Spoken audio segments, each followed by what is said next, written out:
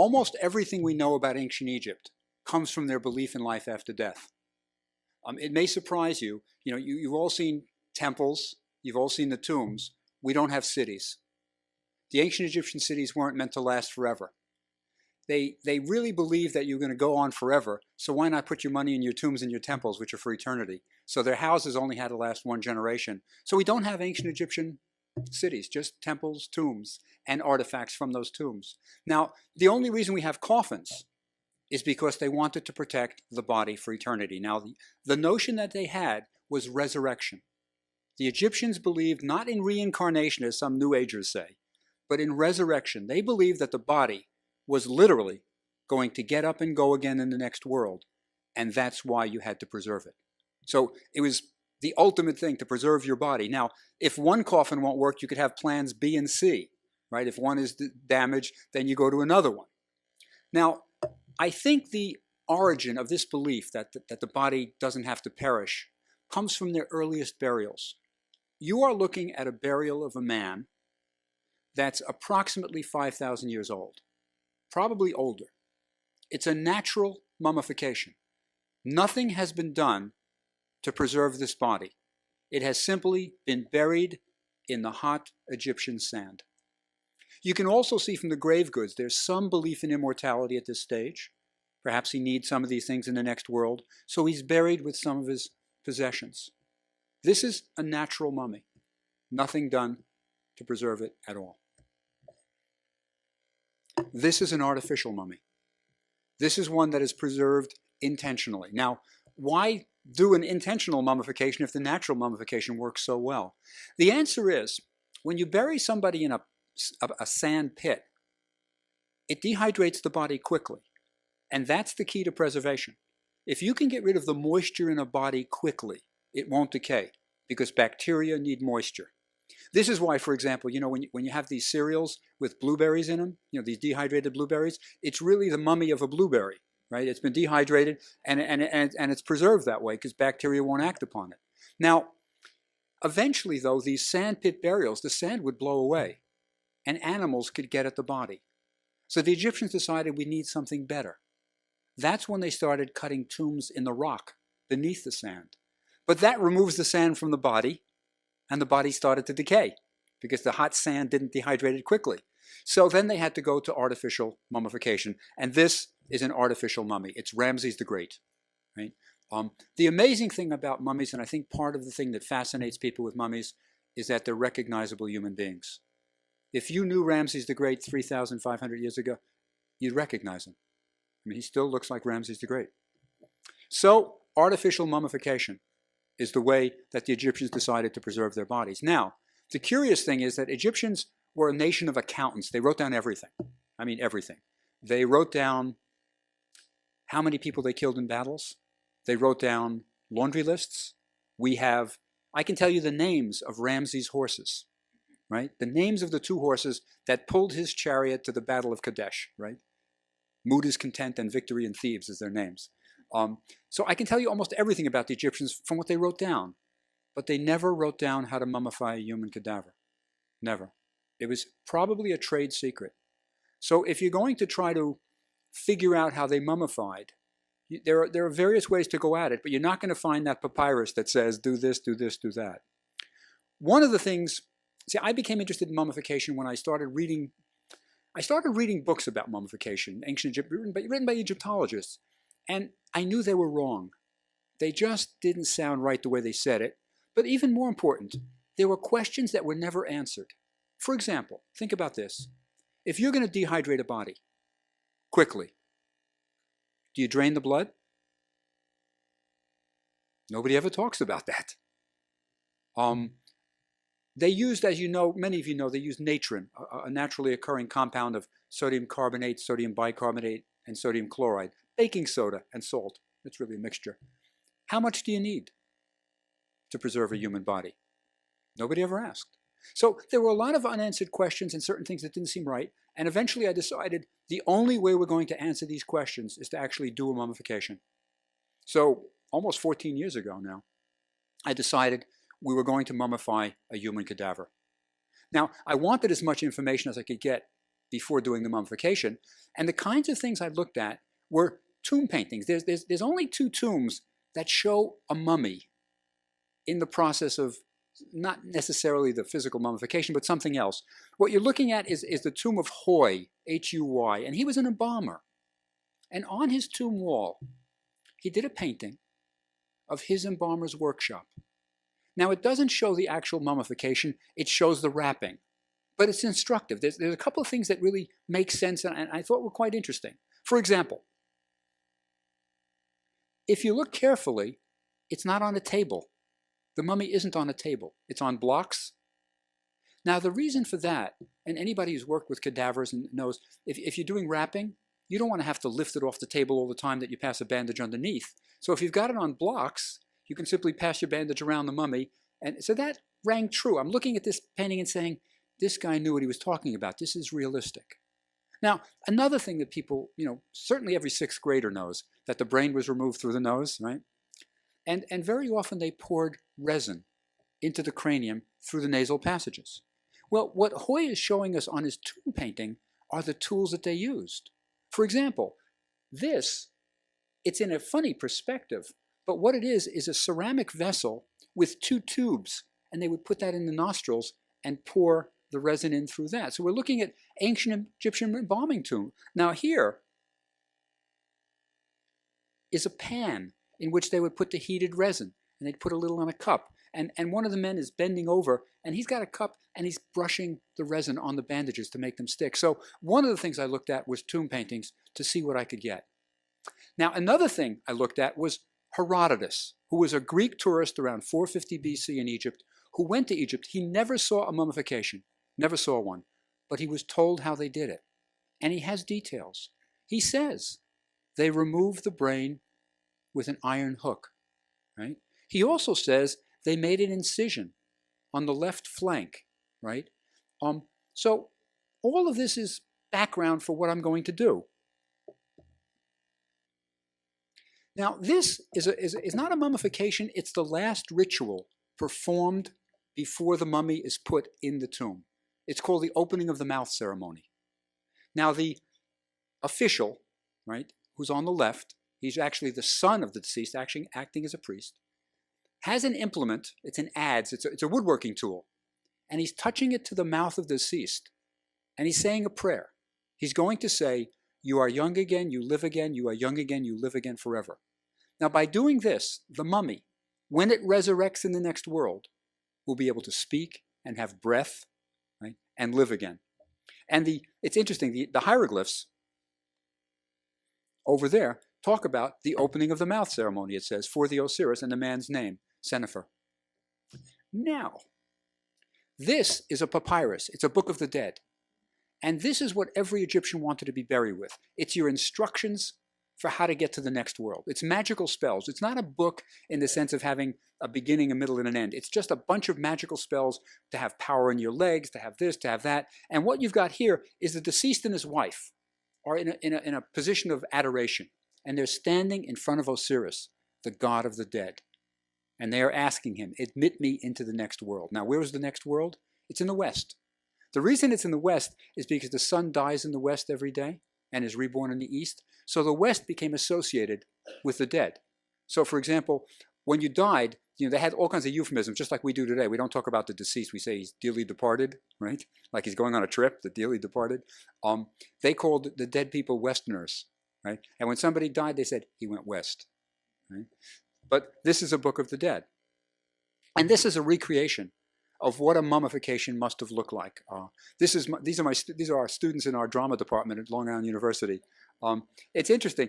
We have one guy who plays Anubis, the jackal-headed god. He's got an Anubis mask on, and the reason he got that part was he didn't want to shave his head, right, for the thing. Priests shave their heads, and he just didn't want to do it, so we put the mask on him. The jackal was the god of embalming, Anubis, and there's a reason for that. Jackals have unusual digestive systems. They can't digest fresh meat. They prefer pre-digested protein, rotted meat.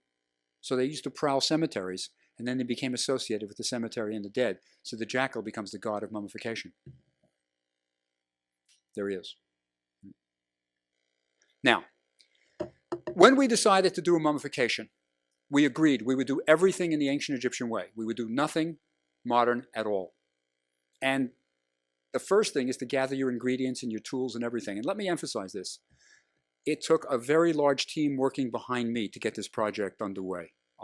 We had tool makers. We had, all kinds of people helped on this thing. And it started here. This doesn't look like Egypt to you, I know, but this is in Egypt. And it's a place called the Wadi Natrun, the Valley of the natron. Now, natron is the substance that all Egyptians used to dehydrate the body. Right? And as I say, it's basically baking soda and table salt. It occurs naturally in the soil. And the white stuff that you see around the shore of the lake, that's the natron.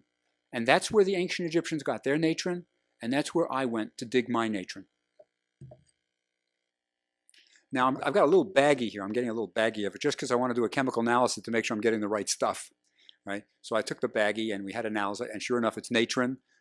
So then I had to bring the natron back to the United States. And probably the hardest part of my entire research project here was bringing 400 pounds of an unidentified white powder through JFK. I got lucky, I really did. National Geographic was doing a documentary on this, and they had all their camera equipment, 22 silver boxes, with all the camera gear, and I just stuck my natron in with their stuff, and it went through. So I didn't get any grief. Now, one of the things we had to do was replicate the tools. Now, Herodotus said they used a stone knife. A stone knife. Now, why a stone knife? They had bronze tools in Egypt. Why a stone knife? My feeling was it was part of an ancient ritual. In the old days, when they didn't have metal tools, they used stone or something like that. I was wrong. Dead wrong. That's where you learn things. This is somebody in Arizona who's skilled at flaking obsidian, volcanic glass, right? And what we did, we had him flake blades for us. This is one of his this is a fancy one with a little notch and stuff where he's sort of doing, look what I can do. It's serrated. This is the real thing that you use. It's a simple obsidian flake, and it is very, very sharp. Now, by very, very sharp, I mean that the obsidian edge is 1/6 the thickness of a surgical scalpel. It is better than surgical steel, far better. And as a matter of fact, now, we use this in our surgery, and I was amazed. I'm used to scalpels, regular surgical scalpels. When I used this thing, it cut so quickly, I had to relearn touch, just because I would go right through the thing. So this is fabulous, and it does much less damage in surgery. You don't get these serrated tears. And now surgeons are using obsidian scalpels. They're much better than surgical steel. So we use this. So I was wrong when I thought the reason they used stone was they just archaic reason, some religious ritual. No, it's the best possible tool you could use. So I was going to operate, do the surgery with obsidian. Now, this is an important tool. Egyptologists had written about this for nearly a century. They had found them in tombs, and it was called by one Egyptologist the necrotome, the death knife. Now, the thought was this. When you remove the internal organs, it's done through a slit that's only about 4 inches long. And if you're working in a slit, you're getting the stomach, the liver, the intestines, you're reaching in, and you can only work with one hand. You can only get one hand inside. How are you going to get, get it taut enough to cut? So some people thought that these knives must be embalmer's knives, that this notch that you see, they would hook it around an organ and pull tightly and that way free it. We tried this. It doesn't work at all. Not at all. This is actually some other tool, but it isn't for embalming. But we made them. This is when we made a replica to use. These are other replica tools, copper, bronze. They don't work either. No, we tried it. Doesn't work. It was obsidian that was the key. But we had all these tools made. And our tools were made in the ancient Egyptian way. It's the same formula, 88% copper, 12% tin. Beaten, not poured. You can't pour a copper mold and get a sharp edge. You have to beat it, folding it over and over like a samurai sword. So we did all of that, but we didn't need that. This is a tool that was useful because if you're going in with one hand, getting out organs, you might want to reach high up, get out the lungs, things like that if you can't get your arm all the way up. So we're using this, another tool. I'll show you the most important. Now this one. Herodotus said they took out the brain with a hooked iron tool, right? And this is what we were going to use. Now, the way that everybody said the brain comes out is as follows. The body is lying on its back.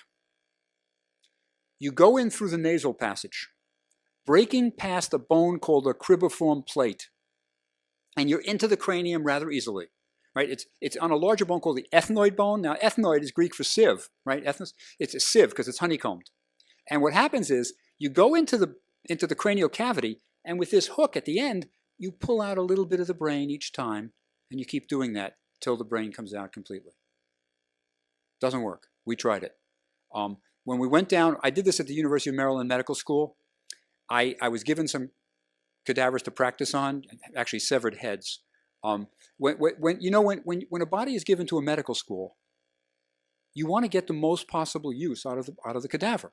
You want to really put it to good use. So, for example, often the bodies are sectioned, and orthopedic surgeons will get the knees, plastic surgeons will get the heads, and they'll work out different techniques on cadavers rather than on patients. You know, it's better that way. So I was given 2 severed heads on which the plastic surgeons had worked that are kind of a little distorted, but they had the brain intact, and you cannot get a brain out this way. You cannot. I'll tell you how I did it later, but this was the tool we used to remove the brain. This is the tool we would use, and these are all replicas of tools that we'd found in tombs to break through the ethnoid bone, to go through the nasal passages and break through. We had, it was kind of interesting. As I started doing this project, everybody sensed it was a bit of history. Nobody had mummified a cadaver in 2,000 years. And everybody wanted to participate. So I was almost forced to find jobs for people, so they could participate. Like my students, for example, the ceramics department at the university created these wonderful pots, which are exact replicas of ancient Egyptian pots. So we had the right pots. Now, this is an interesting story. Herodotus says that once they cleaned out, once they evacuated the abdominal cavity. Now remember, you have 2 cavities. You have your abdominal cavity, a diaphragm, and above it is the thoracic, right? Once they evacuate the abdominal cavity, what they did was they washed it with palm wine. Now, that makes sense. You're using an alcohol, right, to clean it out. And the only place we could get palm wine was in Nigeria, right? And this is strange stuff. Let me show you that. If you look at it, first we saw it said Delta palm wine, and there's a little pyramid on the front. So we took that as a good omen, sort of Egyptian or whatever. But then if you read the label, it says, under the palm wine, it says, shake well for full nutritional value, right? This stuff had all kinds of things in it floating. So no one drank it, but we used it to, clean out the abdominal cavity. Now let me show you one other thing back. If you look at that little jar, that's the little jar that we're going to pour the wine into the abdominal cavity with. And on it, we've put the hieroglyphs for wine. Now those hieroglyphs are pronounced, and I think it's onomatopoetic. The Egyptians liked words that sounded like they were. For example, the word for donkey in ancient Egyptian is e'ah. The word for cat is mia, right?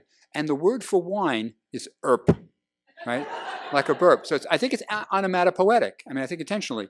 But so we have the wine jar, we have our palm wine, we're about ready to start. Now we also need our spices. And the Egyptians used frankincense and myrrh. Now the frankincense and myrrh had an important function, I think. It masked the smells. When you're working with an unembalmed cadaver, eventually it's going to smell, perhaps. So you have this frankincense and myrrh, which will rehydrate with the body fluids and it will cover some of the smell. So we got our frankincense and myrrh the same place that the ancient Egyptians did. It came from Yemen, right?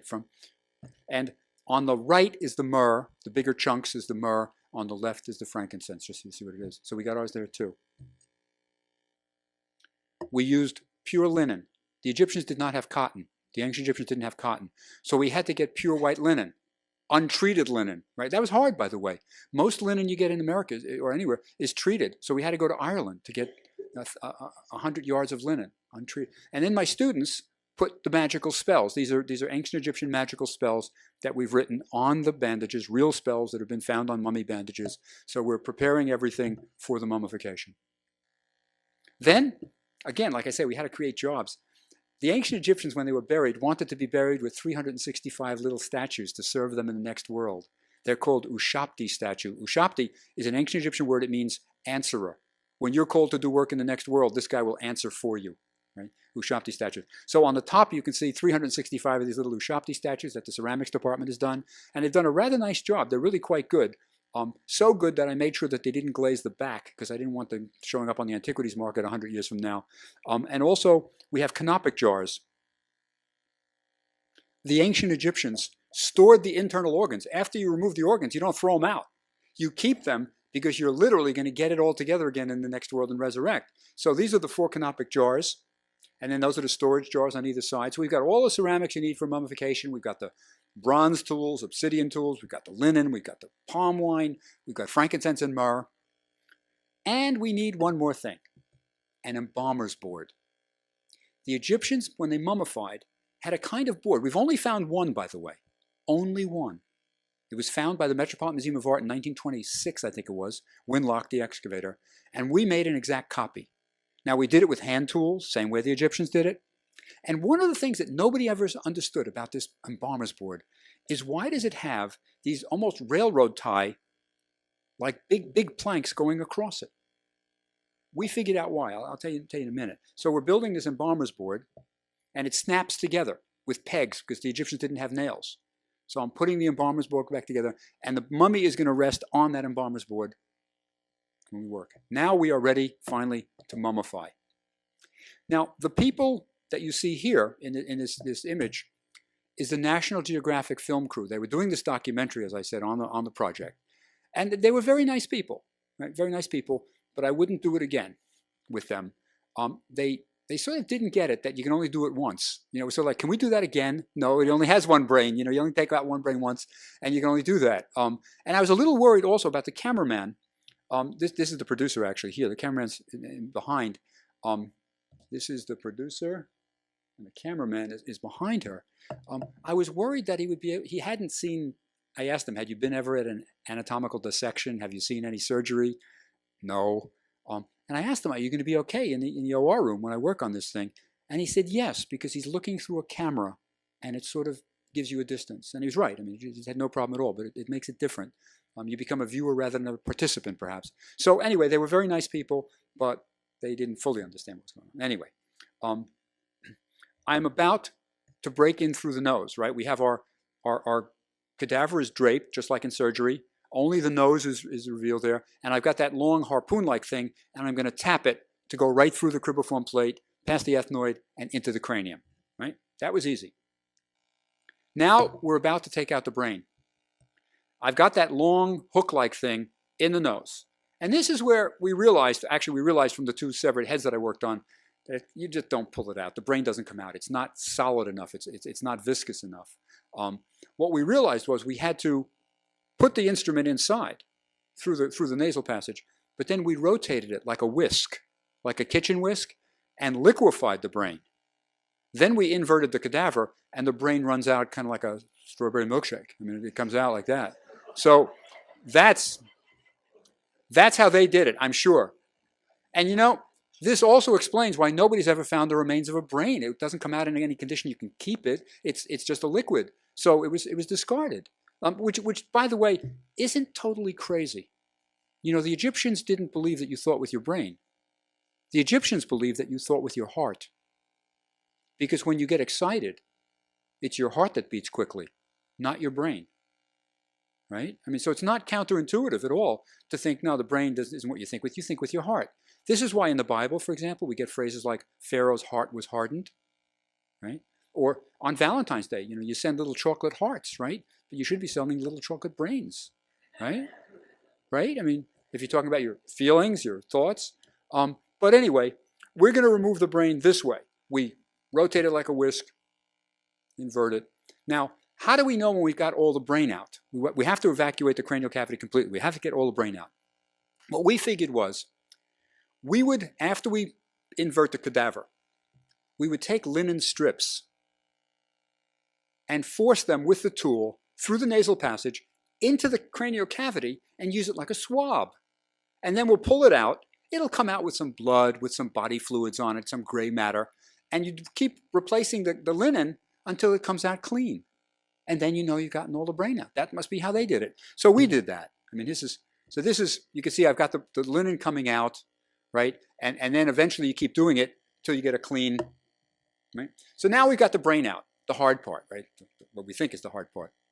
At this point, we said, let's break for lunch. And the National Geographic crew sort of looked, you know. And there's this great place 2 blocks away from the medical school, which has crab cakes, Maryland crab cakes, right? And so we went there, you know. It's kind of like a hole-in-the-wall place, but it's really good crab cakes. And all the National Geographic team ordered salad. It was really funny. Everyone ordered salad. But anyway, so we came back to finish the mummification. Now, the next thing we did was remove the internal organs. Now, Herodotus, again, gives us some nice details that we don't have anywhere else. Herodotus said, a man called the slitter, right, the surgeon, so to speak, comes and marks a red line on the body, which is where to cut.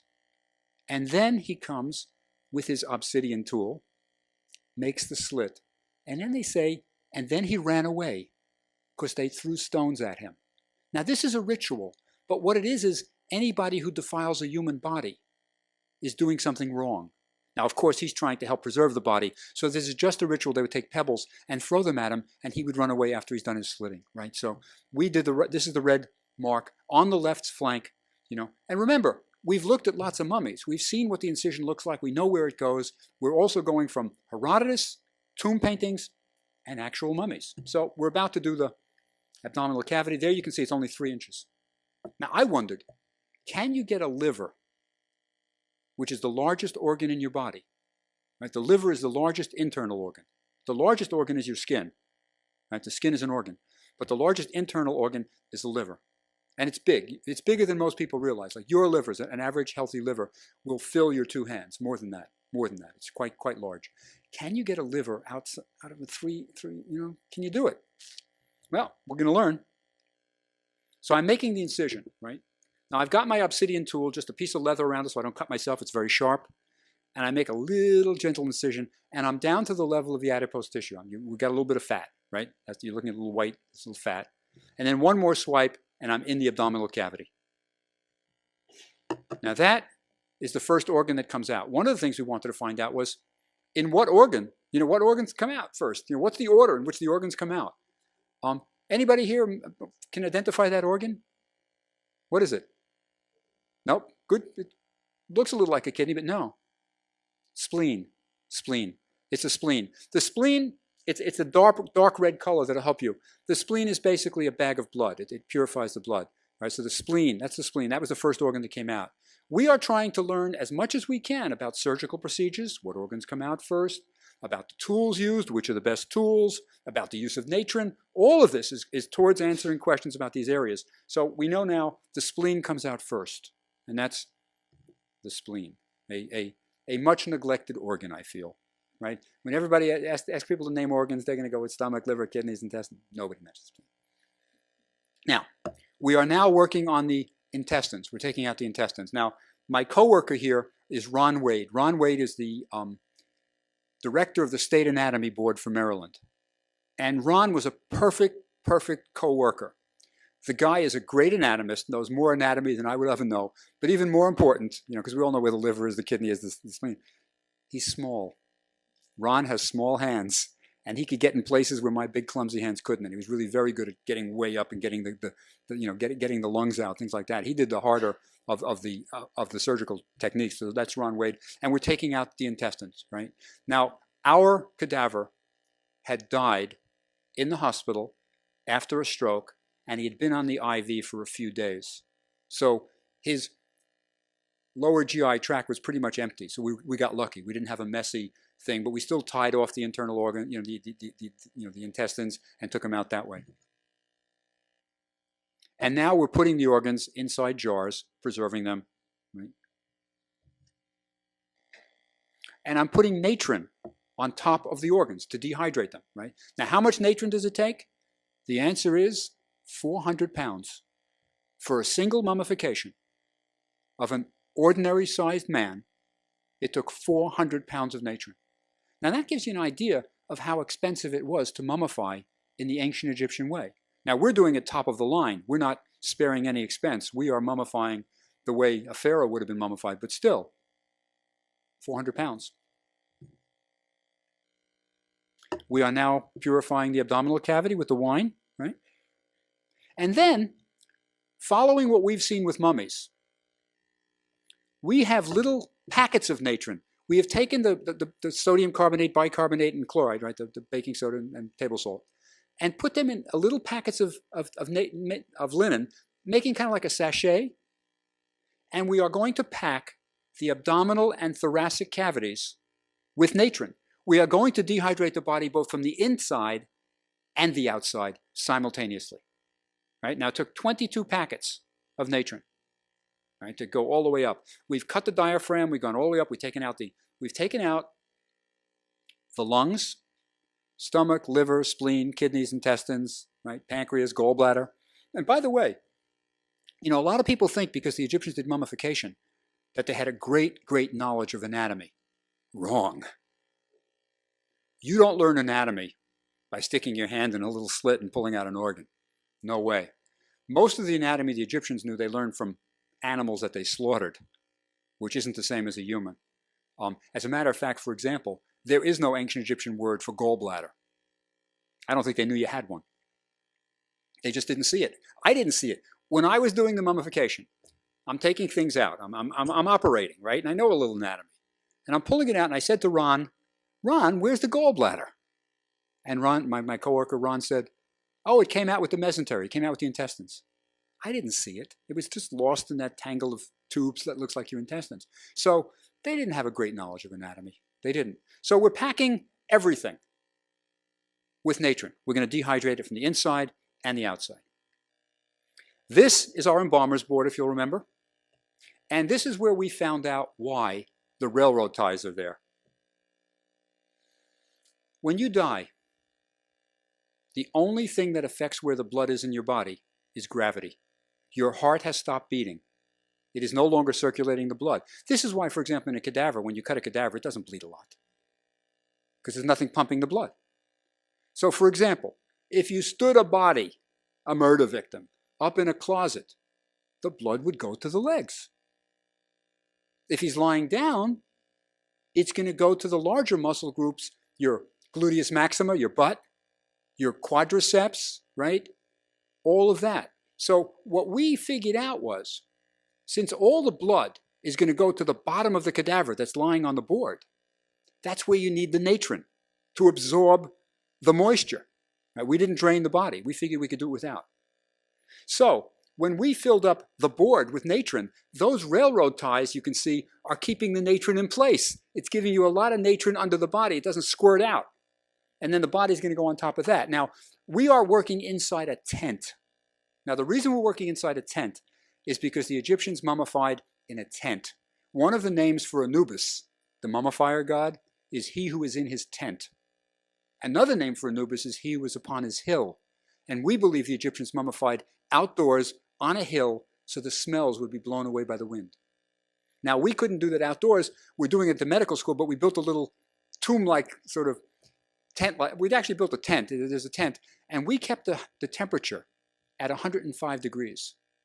So we are working at 105 degrees with 22% humidity, like Egypt, right? Like Egypt.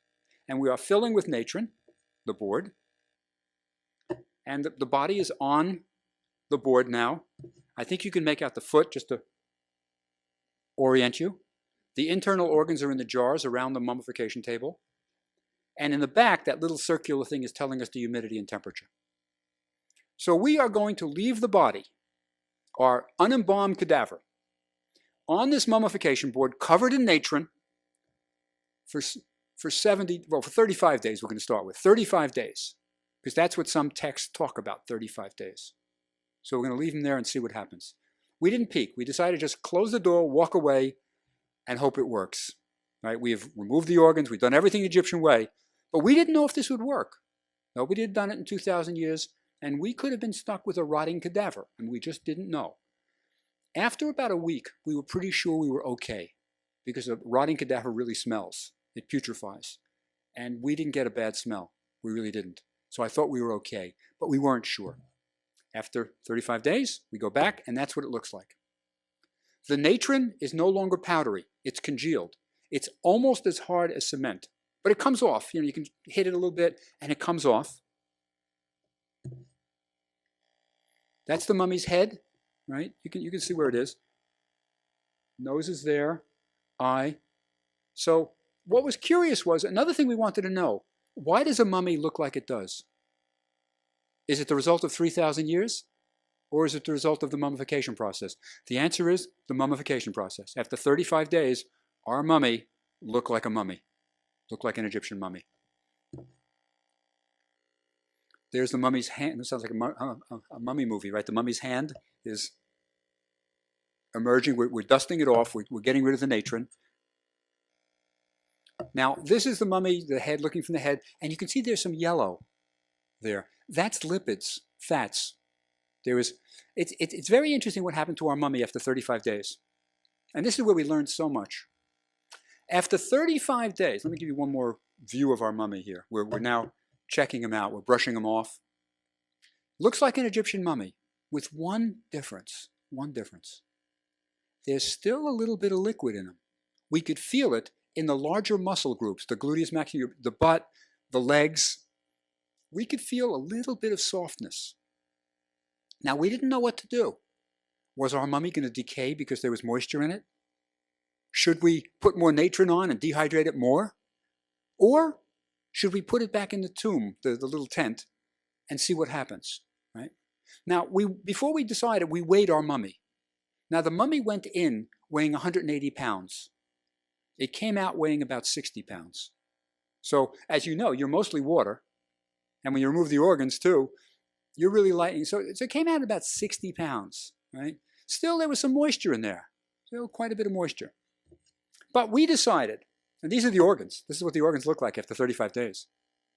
There's your kidneys in the middle. The kidneys are right in the middle. We decided to wrap him.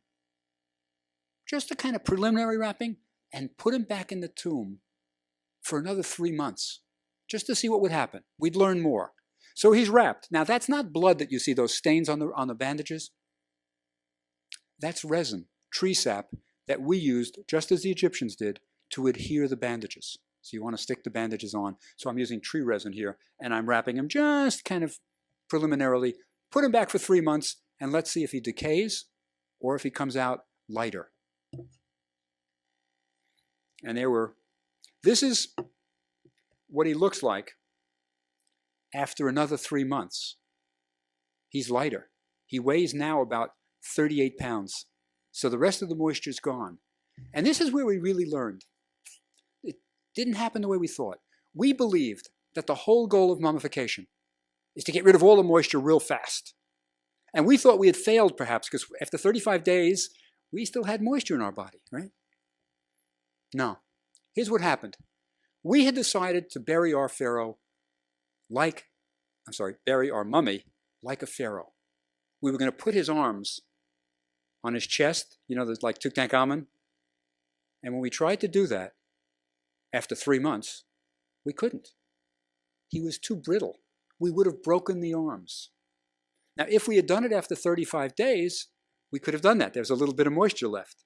So the reason the Egyptians said 35 days was it's just long enough that enough moisture is gone that it won't decay, and there's still enough moisture in it that you can have flexibility and bandage it any way you want.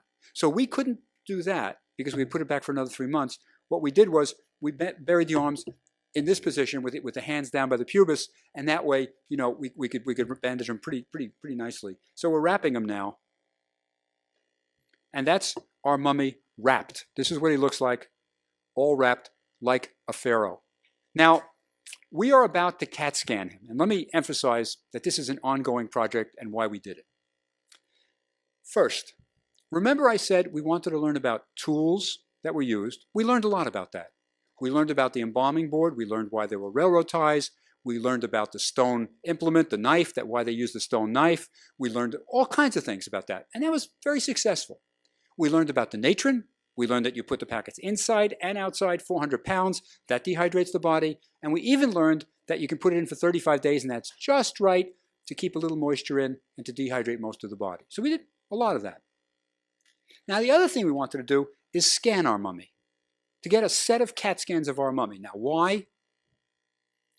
Our mummy is the only ancient Egyptian mummy about whom we know everything that was done to it.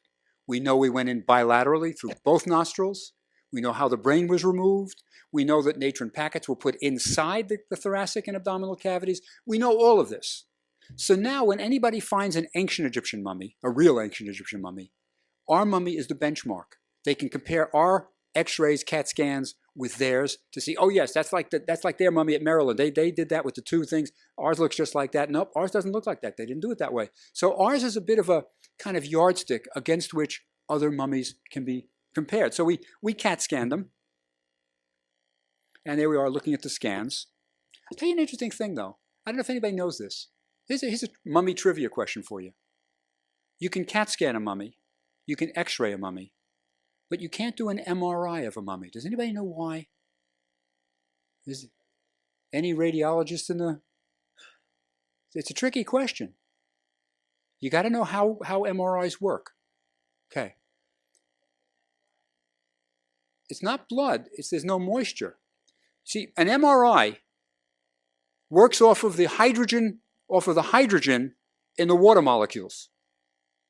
You need water in a subject to do an MRI. If you took our mummy and put him in an MRI, you'd get no signal at all. You would get nothing, as if nothing's there. So you can't do an MRI of a mummy. But we did the CAT scans, so we have all of that. Now, as I mentioned at the very beginning of the talk, this is an ongoing project. It is not, let me show you just one more. Yeah. There he is going in. Now, do you see that we have a foot open? There's a foot unwrapped. We've unwrapped it later. This is a later scan. We want to take tissue samples periodically to see if our mummy is decaying. Every 2 years or so we go back, we take tissue samples, we culture it, we look to see if there's any bacteria, fungi. So far it seems to be stable. Nothing's growing on our mummy, inside or out. We put endoscopes in, we look to see what's going on. We think we got it right, but you have to wait a while, a couple thousand years to see if it's right. But this is our foot, just so we can take samples if we want. And this is what the mummy looks like today, right? After each time we unwrap, we look, and it is in room temperature. It's at room temperature, and it has been for 14 years. And so far, there's no signs of decay. Now, as I was going to say, it's an ongoing project. We are asked very often for samples of tissue by other scientists doing work with mummies. But maybe more important, we are doing DNA studies on our mummy right now. And you mentioned, Elizabeth, there's an IMAX film. I forget what it was called. Was it Secrets of the Mummies? Yeah, Secrets of the Pharaohs.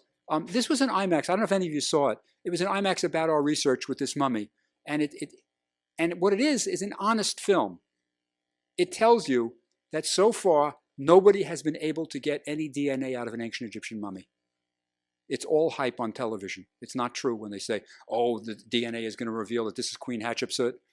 No. We have not been able to get a long sequence of DNA from any Egyptian mummy, and we're not sure why. Is it 3,000 years? Is it the mummification process? Is it this? Is it that? So what we are doing now, right now, and we'll know within a few months, is we are sequencing DNA from our mummy. Now, if we can get a long chain of DNA from our mummy, we will know it's the 3,000 years that's the problem and not the mummification. So we're using our mummy to this day in important research, and we hope for the next, several centuries, if the University of Maryland goes that long or whatever, that it'll be available to scientists for other procedures. It won't be at the University of Maryland much longer though, because Ron Wade, my coworker who works there, is retiring, and we figure we have to have a better place for it where somebody really cares about mummies. So we're going to give it to the Museum of Man in San Diego, an anthropology museum which has all kinds of human cadavers, things like that, and they'll certainly be able to care for it and take care of it. So it'll move to San Diego next year. There's going to be a big mummy congress. All the mummy experts are getting together in San Diego next year, and then we'll have the mummy there for them to see and do that. So that's when it's going to move. But then we hope it'll be used for future research. But that is the mummy project, and I'll be happy to answer any questions you have. Thank you.